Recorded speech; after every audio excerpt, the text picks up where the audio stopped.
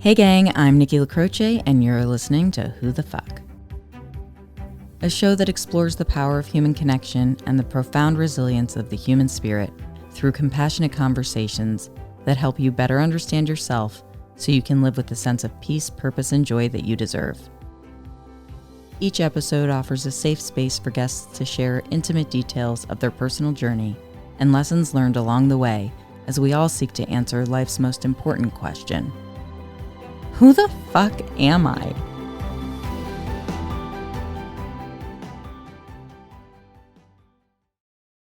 On today's episode, I'm sharing the mic with Mitch Hankins, and Mitch is a software developer, writer, podcaster, and mental health advocate with a mission to help people understand how to create space for themselves and for others to show up authentically. Welcome to the show, Mitch. I'm so excited to have you here. Thanks, Nikki. I'm really excited to be here too. Last time we talked, I had a blast. So I'm really looking forward to just continuing that conversation.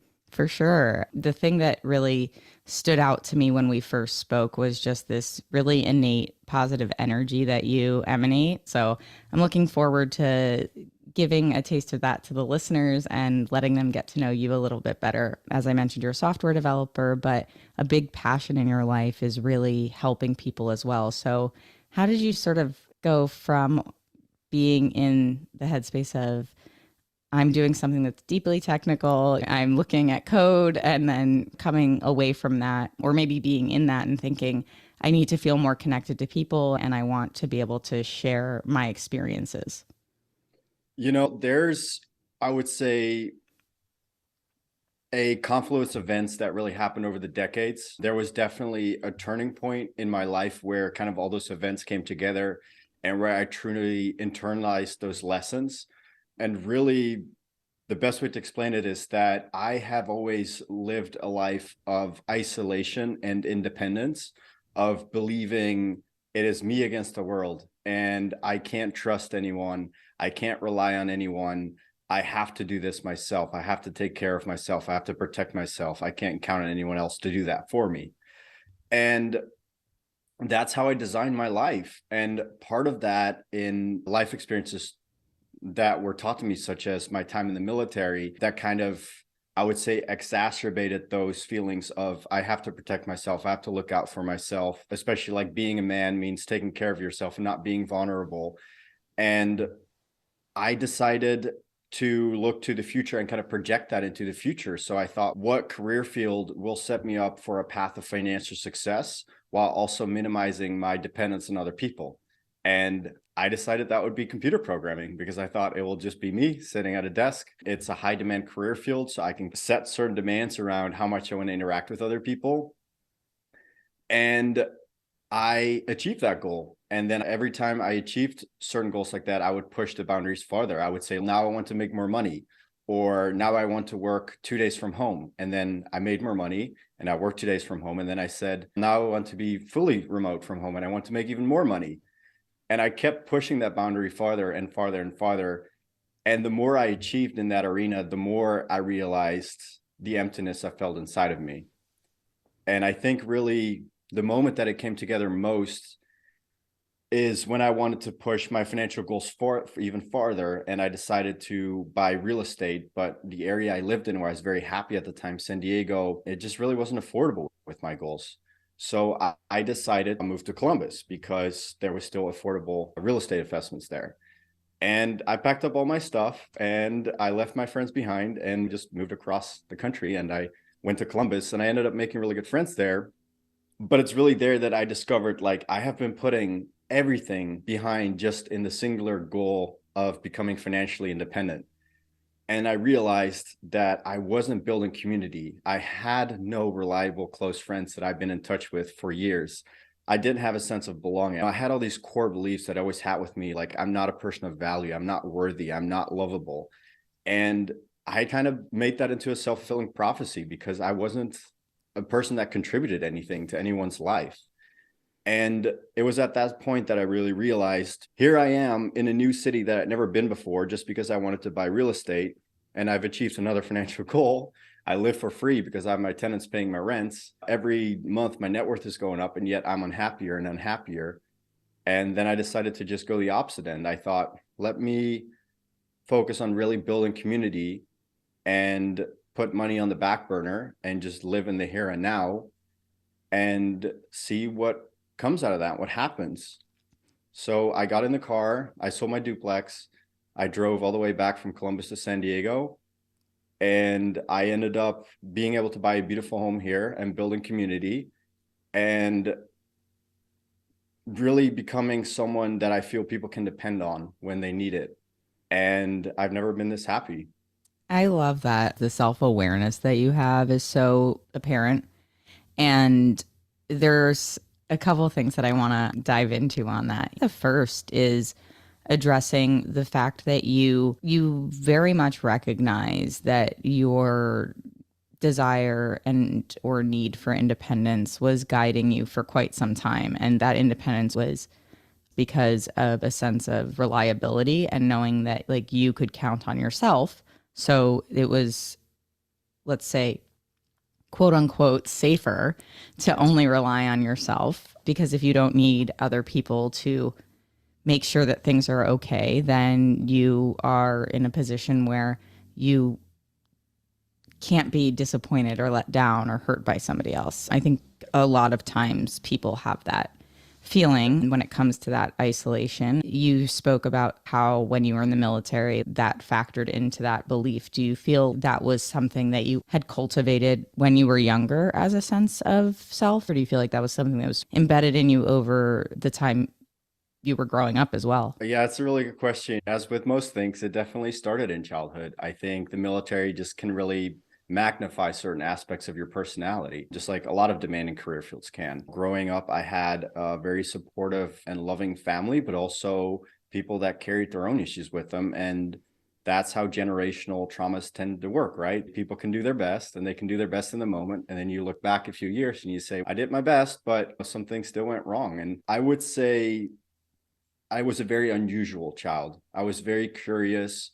I asked a lot of questions. I was very energetic, very high maintenance. And I lived in a society. I grew up in the Netherlands. I lived in a place where the common wisdom is, there's this Dutch saying, just act normal, that's crazy enough, which is really very much the Dutch culture. So it's very much look like a box, talk like a box, and fit in a box. And ever since I was a child, I just absolutely hated that. So I noticed the more I embraced myself authentically, the more I was rejected by adults and by peers. And so because of that, it really started in childhood, where I learned if I act the way that my feelings tell me to act, I will be an outcast. And so I learned to repress that. And because of that, I got very disconnected with my emotions and with my mental state. It was really that left part of the brain, the analytical side. I became very logical, very robotic, because that was the shell I built up in order to survive. And there was further trauma throughout my teenage years. And that was really the only personality trait that got me through that. I don't think I would have been alive if I hadn't built up that outer shell. So going through the military, obviously I have my own responsibility too. I'm a big believer in ownership. I decided to act certain ways or say certain things, and I have to take ownership over that. But the military isn't a caring organization that's going to sit you down and say, what's wrong with you? They're going to say, you act this certain way and you're going to do this by the regulations. We're going to be knocking you down a few notches. Yeah. So it can really exacerbate certain things. And I think that was definitely the case with me. Yeah, I appreciate the way that you explained that also. It's interesting that you said you became robotic and were shielding the parts of yourself that felt most authentic because you're stifling that as a result of the response that you're getting when you do communicate your feelings. I understand that to some degree. I was very impulsive as a child, and my mom would always be like, you have to have the last word. You have to have the last word. Yeah. It's like, well, then I will just have a podcast. That's fine. Just self-fulfilling prophecies, as you said. Embrace your strengths. Right. But, I think that it's interesting too, because to use the term robotic being in technology, and because I've spent most of my career in tech as a product manager, I can understand the isolation, especially as a developer. But I think that one of the things that is really also quite interesting about what you said too is that ability to acknowledge that, let's call it point of diminishing returns, where you had set this path for yourself, being like, this is what I want to achieve, these are my goals.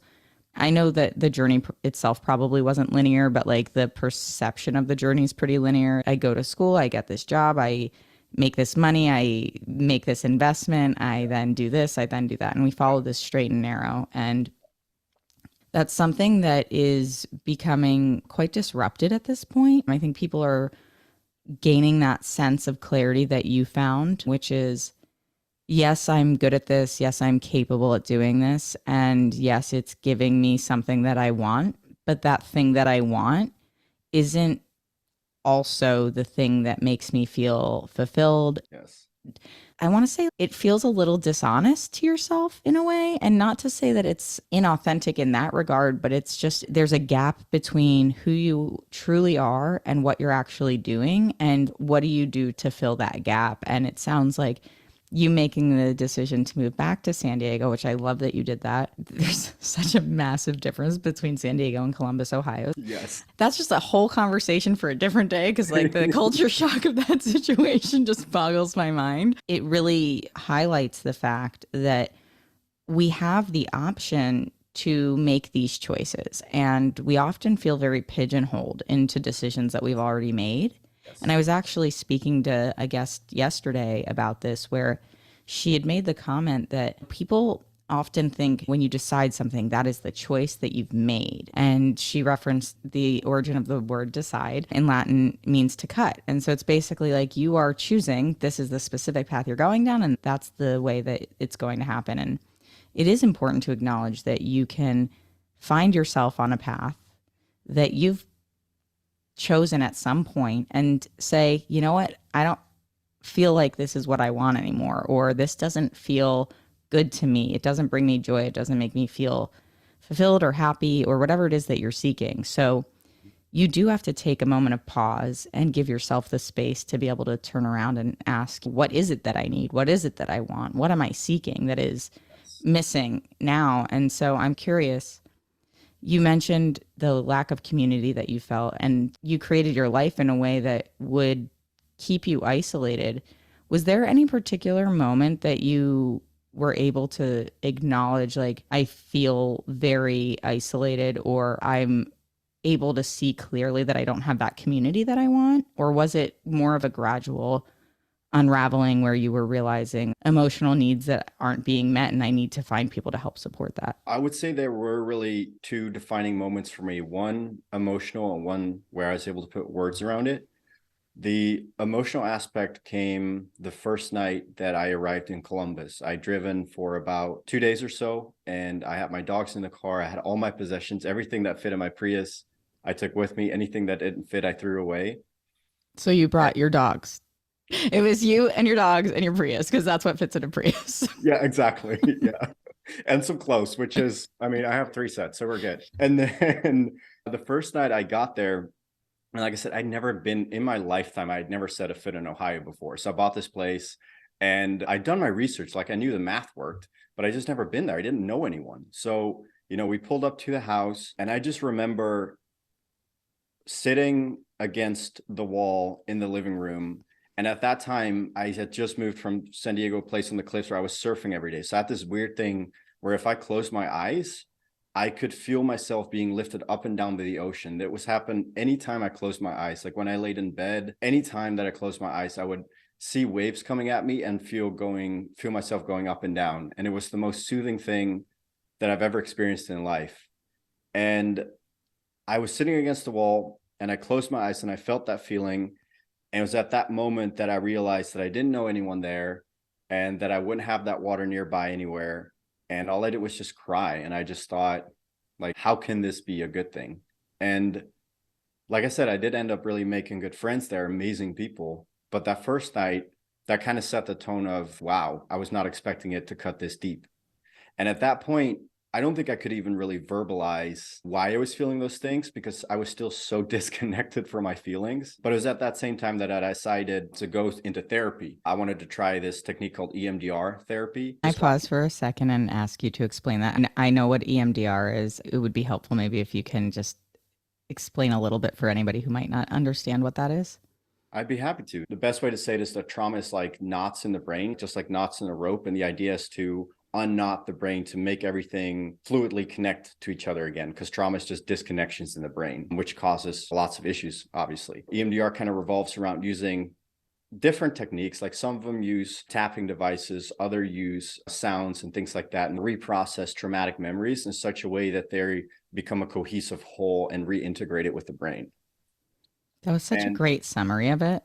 then, that therapist, I explained to him my situation. I told him about that night I sat against the wall, and he just kind of looked at me like this disbelief, or not disbelief, but really like this look of, you just don't realize it, do you? And he said something along the lines of, I don't think you're upset because you're not achieving your goals. I think you're upset because you're lonely, because you don't have a community. And that kind of hit me like a ton of bricks, because I had never in my life considered that. I had never in my lifetime considered that I'm lonely, because I mean, I talk to my family every day, I felt like I shouldn't be lonely. I had been given a fully functioning body. I had nothing to complain about. And it wasn't until he said it to me that directly that I realized, yeah, he's right. He's right. I'm lonely. I find it fascinating too, because something that for me, I thrive on human connection. And so this feeling of isolation is definitely a departure of sort of where I am usually. And it's Mhm.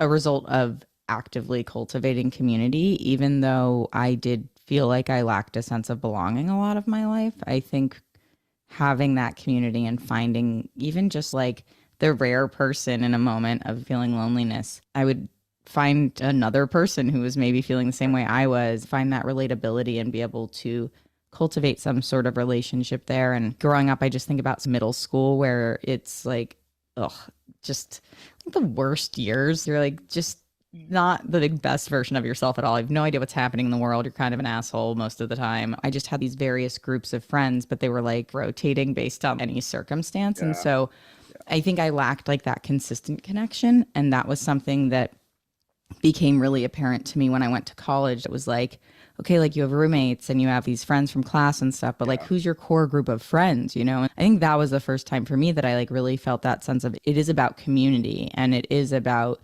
relationships that have a sense of wholeness to them. You had mentioned earlier those people that you can rely on, those people that you can go to and find that safe space and be able to show up regardless of what's happening in your life. And so after going through this experience where you were, it sounds like really just acknowledging for one of the first times, I need to take a step back and ask myself why I feel this way. Do you think that awakened you to your broader exploration of why maybe you hadn't cultivated community and then what it was that you were searching for?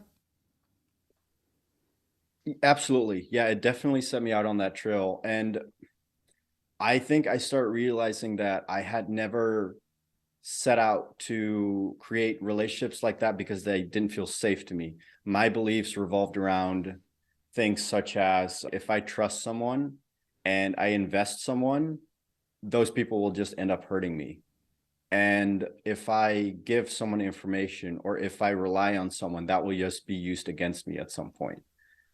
The biggest turning point, I would say, was realizing that, just as you said, having people that you can invest in and that will show up for you, but realizing very much the quality of the person that you're investing in and how much of a similar mindset they are. Are you investing someone because they're available, or are you investing in someone because they have earned your trust? That's a really great point, Mitch. I felt that way growing up. You think about like friends of convenience, people who are Yes. around. And so then Yes. that is how you associate. But then the Mhm. older that you get, or the more awareness you have, regardless of age, you start to ask yourself, okay, but why? Why am I friends with this person? Or why do I associate with this person?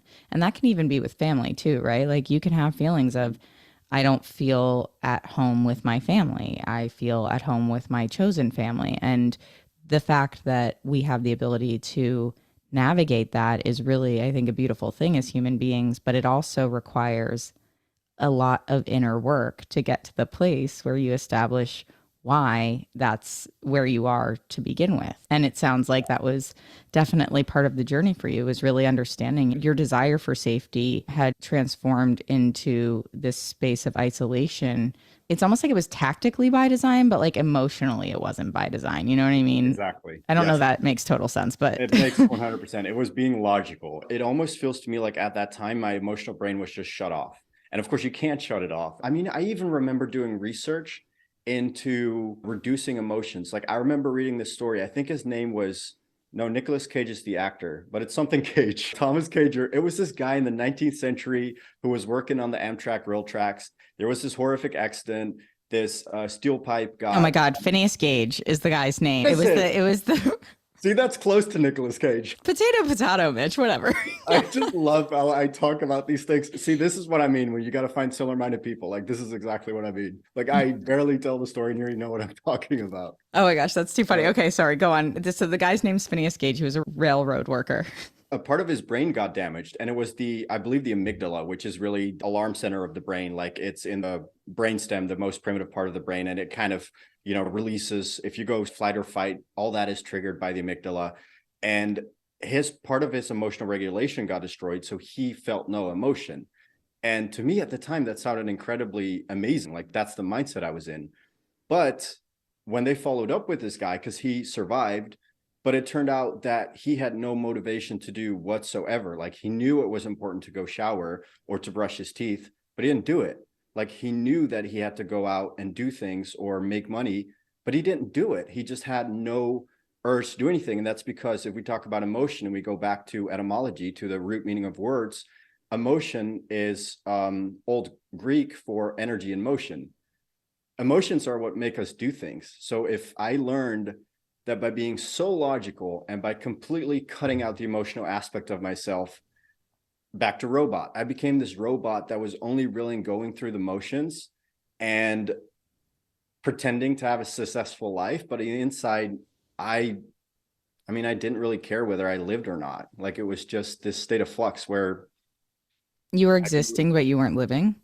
yes, exactly. It's interesting too to hear you say that you were researching like how could you live without emotion, like how could you function without emotion, particularly because you show up so fully and I feel like you radiate, so it's hard to imagine you in a very robotic state. Do you feel like your presence has changed since you've had these realizations and done the work to acknowledge the importance of that? Because the word robotic is just like the last word that would come to mind when I think of you. Well, that's very kind. That means a lot to me. I think there was a massive transformation, yes, there. And it's a lot of times where our greatest strengths are our biggest downfall and our biggest weaknesses are our greatest potential, right? It's that whole gap thing where, yes, it was very different a few years ago. This is a change that's happened over the past, I don't know, 2 years or so. I don't know if you ever heard of Vulcans in Star Trek. I'm not much of a Trekkie, so you're going to have to dumb that one down for me. Okay, well, I can't blame you. So essentially, the Vulcans are this race on Star Trek whose whole culture revolves around the suppression of emotions. Like they meditate all day long. You could essentially see them as Buddhists that only embrace logic. Like their whole existence revolves around logic and the suppression of emotions. So like the actors will never show facial expressions. They're just robots in human skin. So I used to get people making reference to that all the time, like calling me a Vulcan. There's one time I always try to build courage by doing things that really scare me. So one time I sent an email to like coworkers, bosses, my closest friends and family, just asking them, like, be brutally honest with me. How can I improve my life? And one of my friends and a mentor told me that when he first knew me or first got to know me, he didn't even know if I experienced emotions at all. And remember, that's coming from a person who, to me, at that point in my life, was the closest that anyone had ever been to me. Wow. So that kind of hit me. I'm like, wow, if I'm very close with this person and they're doubting whether I even experience emotion, there's obviously a problem. Yeah, I mean, that's huge. That's a revelation in and of itself. I do want to take a moment and step back into the fact that you did that, that you had the desire to understand yourself enough that you sought external feedback, and in a way that was very direct, to Yeah. really point blank be like, I'm really trying to understand myself, and I need people Hmm. who are around me who know me to help me to see that. Because Yeah. when you are internalizing so much, and when you're coming out of that moment of, let's say, disillusion, you realize that like you can't only rely on yourself in that moment. It's very relatable to me when I consider the last relationship that I was in, and it was very psychologically abusive. And when I came away from it, my closest friends and family have said repeatedly, "You're back to you. I see Yeah. you again." And I had one of my very similar moment. One of my best friends who met me while I was in a relationship with this other person. So this was interesting because at some point in that relationship, I hadn't gone so far down the rabbit hole. So she knew who I was ish prior to this person. She said, "You were like a corpse of yourself." And I was like, "Oh God, oh, Yeah. that's terrible.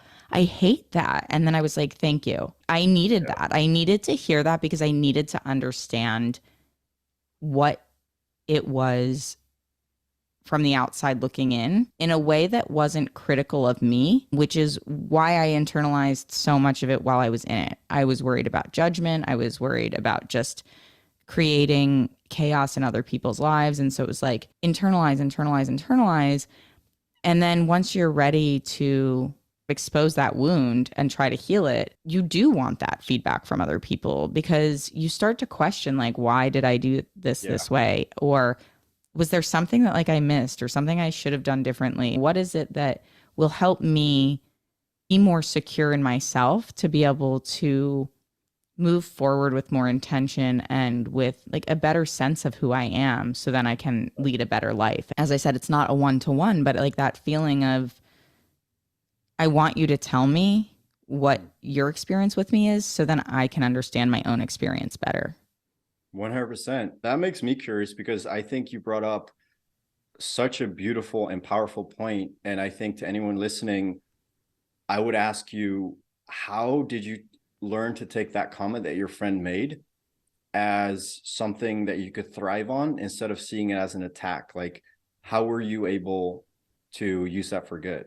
Ooh, good question. I think the helpful part of that was that I was in a place of healing already. I had done a lot of work to be able to first and foremost manage what I was dealing with.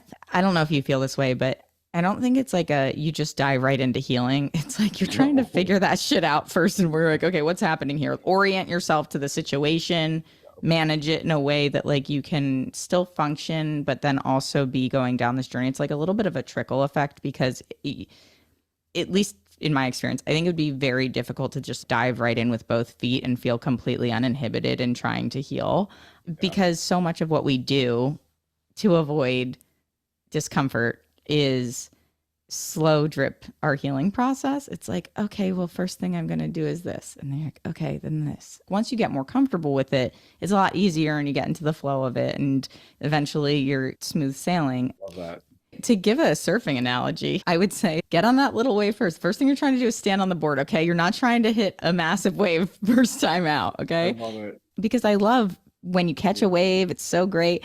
And I'm like, but damn, I need more strength in my shoulders because I can only do this for so long. And so you're building that muscle and you're learning more about yourself and what it is that you need throughout the process. And so as you're strengthening that, you're getting to a place where you're more capable of really understanding and achieving those bigger milestones. And I think when my friend said that to me, I was in a much more aware and emotionally available mindset to receive it, to be able to say, okay, it really hurts, but it wasn't said in an offense. It was really just a statement of fact. And it was hard to hear because I still carried shame about staying in the relationship for as long as I did, Yeah. and for ignoring obvious things that I Yeah. felt I knew were wrong.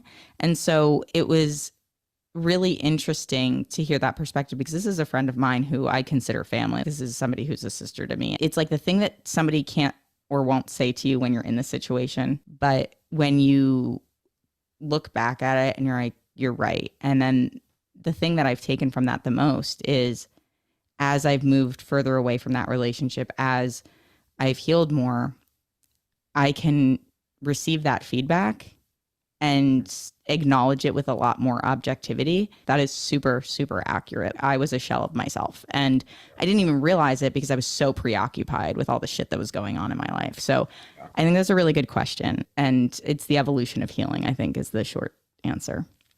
I love that. I would say my experience is very similar to that. Exactly. I love the surf analogy. It all seems coming back to where we live in a kind of a society where we want to take a pill to get to lose all the fat or take a pill to get really smarter. It's always the quick, easy fixes. And we think we can just turn on a button and overnight we're done. But I've always had people like talk to me about whether it's discipline I have or exercising, all these different things. And then when you talk to people, a lot of times the underlying mindset is just like getting it done immediately. Yeah. But the realization, the epiphany of it's one small step every single day. If you take just one small step every day, you will walk miles in a decade. And it compounds too, it's for courage, discipline, self-improvement. It's just doing like the smallest thing I can handle today that puts me just a little bit out of my comfort zone. Yeah.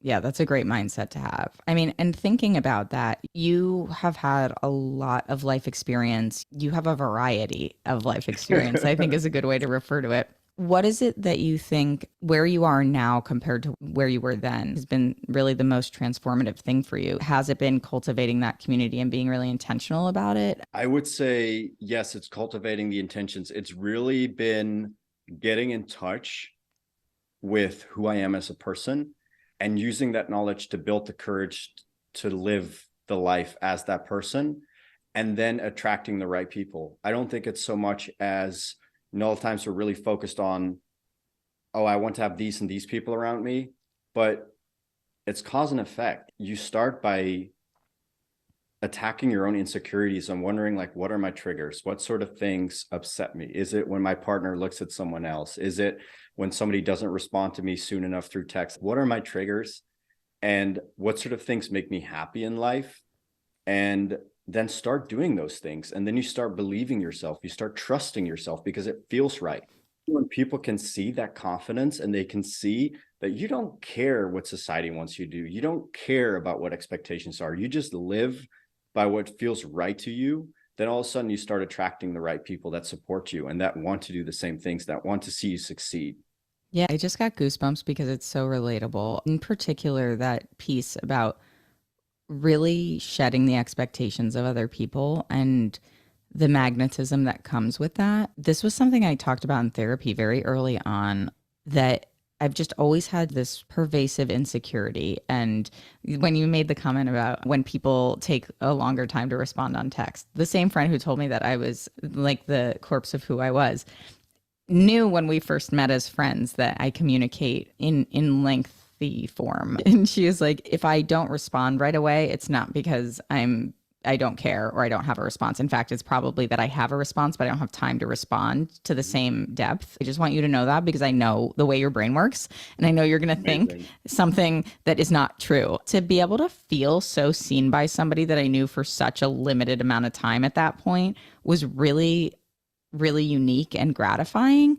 And even just saying it in that moment, like I have such a raw appreciation for it because that foundationally changed the way that I approached other relationships moving forward after the fact. Sometimes you just need one person to help you set the tone too, to give you the safety that you need to be able to trust yourself, to be able to feel comfortable in your own knowing, but then to also feel supported by people. And I think that internal trust, that ability to say, I know what I'm doing is okay or right, or it doesn't matter what that person thinks, I'm doing it anyway. Obviously, that's with regard to other people. It's not just like fly away, do whatever you want. Who cares what impact it has on anyone else? I mean, yes and no. I live with the philosophy of still be a good human being and have morals. But I think that we get so caught in the compromise of what makes everybody else comfortable that we spend so much time existing in a state of discomfort because we're afraid that somebody will respond poorly to that. And you're like, well, if you respond poorly to that, then don't be around me. And I used to take it so personally. Now I'm like, okay, then don't be around me, I guess. Like, it's on you.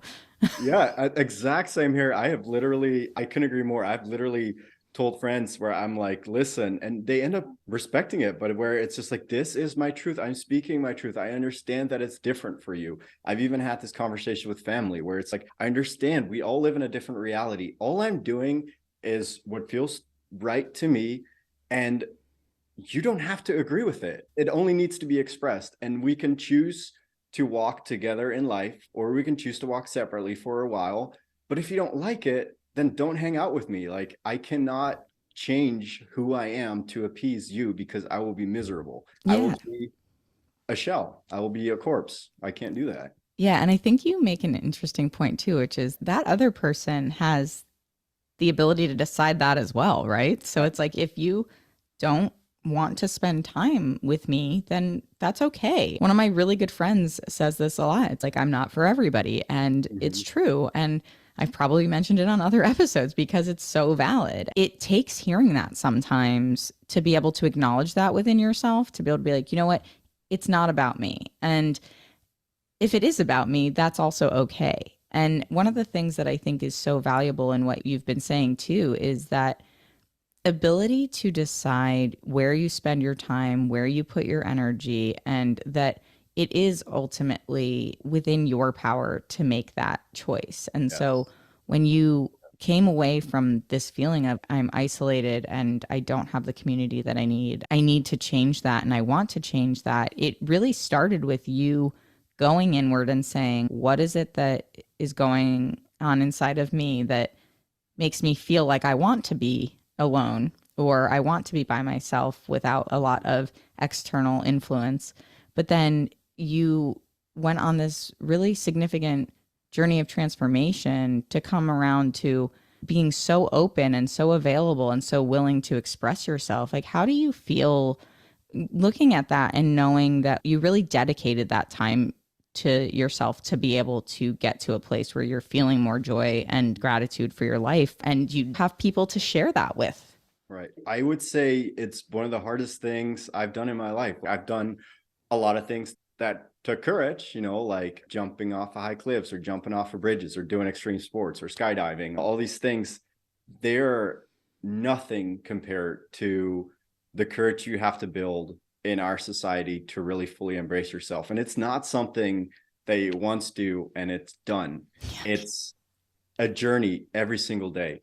It's waking up every single day with certain thoughts and not fighting them, but accepting them as part of yourself and listening to them and understanding that they're trying to give you information, and also being able to filter out the good from the bad. Like, are these thoughts helping me? Are they useful? And once you do build that courage, I do think it's the most powerful thing you can ever discover, because I'm at this point where I don't even, and this might sound silly, but I don't even fear death anymore, because I feel like I've discovered what takes most people until their deathbed to figure out, that it's not about possessions. It's not about status, achievements, or any other material things. It's about realizing that when you express the gift that you were born with and trying to find that gift and expressing it and adding value to other people's lives, that's when you fully lived. And that's all that matters to me. Like, I'm doing that every single day. And whether I get to do that for another 50 years, I would love to be doing it for another 50 years or another day. That's okay. Like, it's all that matters is what I'm doing right now. That's such a beautiful sentiment. I was actually just talking about this. When you make the commitment to yourself that you're going to do the work, that you're going to show up for yourself beyond anything else that you might want to do, that is a moment to moment journey, especially when you have experienced severe trauma. I think people have an expectation in their minds when you say the word trauma. People say like big T or little t trauma. Forget that. Like, we all go through shit. All Everybody has relative. some form of trauma. But when you have something that like really disrupts your life in an overt way, especially as an adult when you're self-aware, because there's so much childhood trauma that we can't verbalize and we don't remember and blah blah blah, and things that we have to like peel back the onion and go to that path. That's not even what I'm talking about. Just give yourself enough space to say, why did I do those things recently? Or when those things happened, how did I respond to them? Like, there will still be moments in my days. Yesterday was a great example. I was watching a show with my partner and something happened and I just snapped into this state of like weird compartmentalization where it was almost like I felt the PTSD happening and it was just like, oh, fuck. And I just started feeling really blank and she was observing it and it was like, I'm going to go shower. I just need to feel what I'm feeling, work through this. I don't know what's happening. And then I came back down after a little bit and I was just like, I need to emote. I need to explain to you why I'm feeling this way. And I think especially having a really supportive partner has been helpful for me because in that time where I was leaving the relationship, I had also lost my mom. And so those emotions converge like very aggressively sometimes. If I wasn't able to find myself on a healing path in advance of now, I really do question where I would be because I have found a lot of peace after a lot of pain because I wake up every day with the intention of trying to live a better life. A lot of people fall into this state of almost regression because they struggle to look forward and it isn't just a quick fix. You don't just flip the switch and everything's better because you went to therapy once or for 6 months or whatever. Like you have to keep doing that because as human beings, I mean, it's Darwinism, like adapt or die. Emotionally, that applies too. Sometimes you have to do more. Sometimes you don't have to think about it as much, but it's more about an application to your life rather than just like a thing that you do and you check off the list. I couldn't agree more. Also, I think that's where the opportunity lies. A lot of the times, just hearing that, or even when I didn't fully make that realization yet, I hear people talking about it on podcasts, read about it in books. I might have thought something like, oh gosh, well, then why put in the work if you're just going to have to do it every single day and you're not going to fix it? Then what's the point? Yeah, yeah. Well, pain tells you something. Pain and pleasure really are in the same centers in the brain. It's the same thing. Our perception is what's different. Pain is just as much of an indicator as pleasure is. Of course, we want to maximize pleasure because that's what makes us actually happy. But pain tells us information. It's not something that you want to disregard. It's not something you necessarily want to seek out either. But when there is pain, it really is a signal from your body, your mind, either like, if you stub your toe, it's your body telling you, hey, your toe hurts, stop using it for a little bit so I can heal it. If your mind is in pain, it's telling you something. It's telling you you're lonely or you're upset about something. It's giving you an opportunity to become a bigger person, to become more of who you are. And when you accept that challenge, you're going to show up with so much more energy and so much more pleasure in life instead of just feeling like you're getting dragged around. Yeah, I love your perspective, Mitch. I just feel like this was such a serendipitous meeting because it comes back to that whole magnetism, right? I mean, you attract the people into your life that have an understanding of it, right? It's interesting too because you can have the same types of understanding, but different experiences that then really help you grow even beyond what you knew. And so it's not really like a group think mentality in terms of attracting like-minded people. Right. It's attracting people with the same type of energy and desire for growth. Exactly, because you want different opinions. Yeah, totally. Yeah. And it's like sometimes I don't want to hear it, but like I'm open to it, Like sometimes I take a little longer to process and evaluate how I feel about it. But, I'm curious from your experience, what would you say to somebody who is maybe in a similar place or similar mindset that you were previously, where their comfort or safety comes from that sense of isolation, but they're maybe awakening to the fact that they need more than that? How would you help guide somebody down a path that maybe fits them? Because obviously it's not one size fits all. They're not going to do exactly what you did. Yes, I would say, first of all, you're not alone. That's the most damaging belief I used to have. I thought I'm the only one that feels this way because nobody around me, especially men, didn't talk this way. And whatever you're feeling, there are billions of people on this planet. Your experiences are unique and they're valid, but you're not alone. That's very important to realize because when you realize that, you know that there's other people who feel what you're feeling and who have been able to move beyond it or to move with it. And second is get curious. Don't repress things. Like that's so easy to do. That's what our society teaches us to do. I used to self-medicate with alcohol. I used to self-medicate or self-medicate, meditate too, but medicate with weed. Yeah.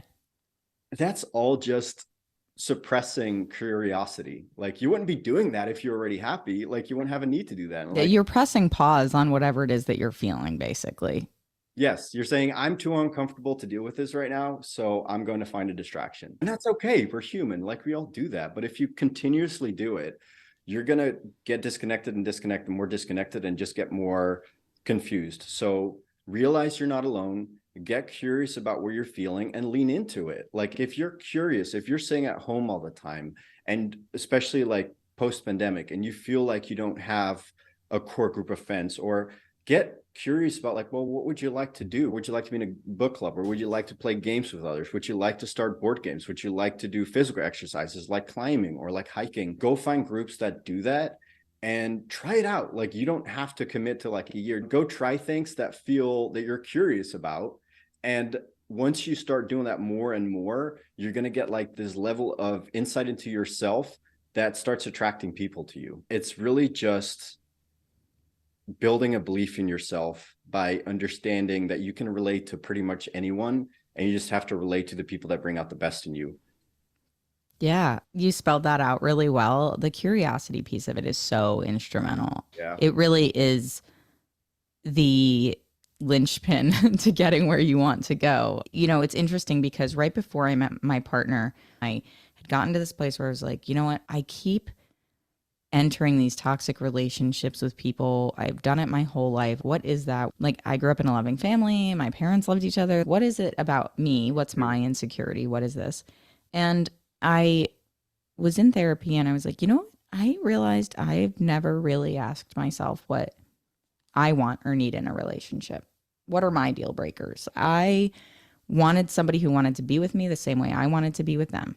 And that is a very, very broad stroke statement that doesn't really tell you much about what it is you're looking for or what would make you happy. And so I wrote a list of my wants, needs, and deal breakers. And I tell everybody to do this because I'm like, if you are unhappy in life, whether it's in a relationship or whatever is going on in your world, what is it that you want? What is it that you need? What will you not accept in your life? And I will tell you right now, Mitch, it changed everything for me because, yes, it was an extremely long list, but it was reasonable. I had actually been looking at this list of core human values. So my brain was processing, like, what does it mean to have those values? What does it mean for somebody that I would be around to have those values? And really being like, okay, these are things I don't compromise on. These are things that, like, as a human being, if you are foundationally different here, we're probably not for each other. Maybe as friends in some like low key regard, but probably not because it's values. And then it's like, well, okay, what are my wants versus needs? Like, what will I not settle for entirely? What would I like to have? And it would be like a great add on. And giving ourselves the space to ask those questions and revisit that because it is a moment in time. It is not like 5 years from now, maybe some of those things will be different. Some of those things will perpetuate for the rest of my life. I want to be with somebody or have friends who have integrity, period, full stop.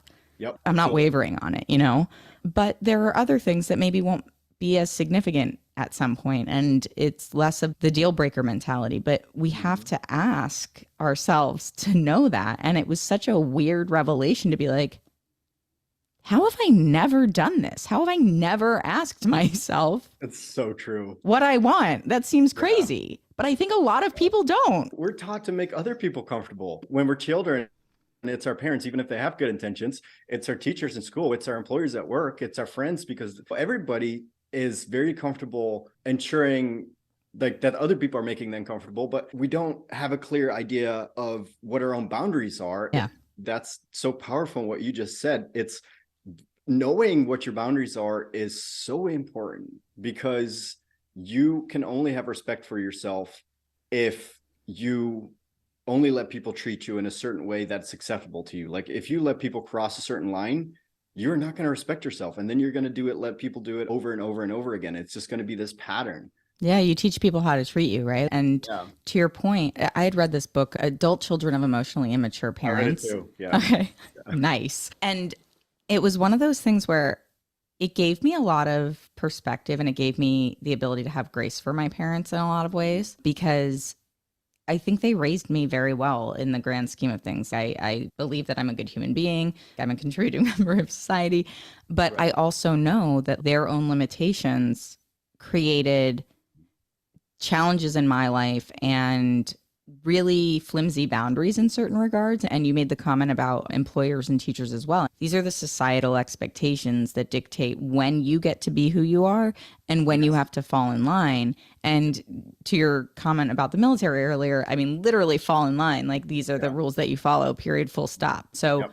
when you cultivate communities and society around this idea that this is what you do and this is how you do it and that's the way it is, tough shit, of course we're going to restrain ourselves. Of course we're going to feel conflicted. Of course we're going to feel stifled. We're having this moment, I think, as a generation, and we're basically like, but I want to be who I am. This doesn't make sense. Why are we still doing it this way? And so that curiosity is leading to questioning, and God forbid we question it, right? Don't Right. question it. Don't mess with it, right? You can't stop that. It feels very profound right now. This moment in history I feels agree. really transformational at like a global level because you're seeing so much revolution happening in like smaller pockets, but then expanding and really thinking about everybody's feeling this because it's powerful. It's really powerful in a positive I way. think so too. And this is what you said from our first conversation is give ourselves the space, give other people the space.